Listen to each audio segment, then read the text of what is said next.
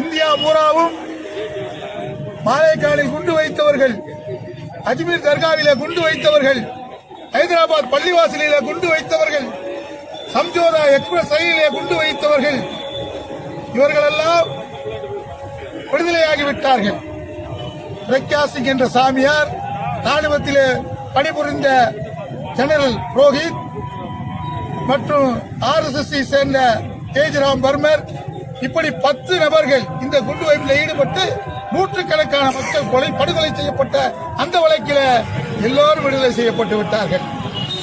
அதே போன்று தர்மபுரியிலே மாணவிகளை 3 மாணவிகளை பஸ்ஸிலே வைத்து எரித்து படுகொலை செய்யப்பட்ட வழக்கில் சேலம் நீதிமன்றம் அவர்களுக்கு தூக்கு தண்டனை விதித்தது. உயர் நீதிமன்றமும் அதை உறுதி செய்தது, தூக்கு தண்டனை உறுதி செய்தது.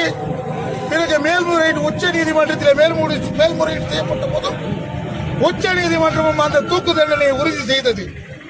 அதன் பிறகு சீராய்வு மனு போட்டு அந்த சீராய்வு மனுவின் பேரில் தூக்கு தண்டனை ஆயுள் தண்டனையாக மாற்றப்பட்டு அந்த ஆயுள் தண்டனை கைதிகளான அந்த 4 பேரும் 7 ஆண்டுகள் சிறை அனுபவித்து விடுதலையாகிவிட்டார்கள்.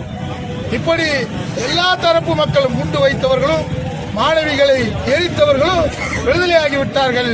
ஆனால் முஸ்லிம்கள் மட்டும் 20 ஆண்டுகளுக்கு மேலாக சிறையில வாடிக்கொண்டிருக்கிறார்கள். அண்மையில 700 ஆயுள் சிறைவாசிகளும் விடுதலை செய்யப்பட்ட பின்பு முஸ்லிம்களுக்கு மட்டும் புறக்கணித்திருப்பது எந்த வகையிலே நியாயம்?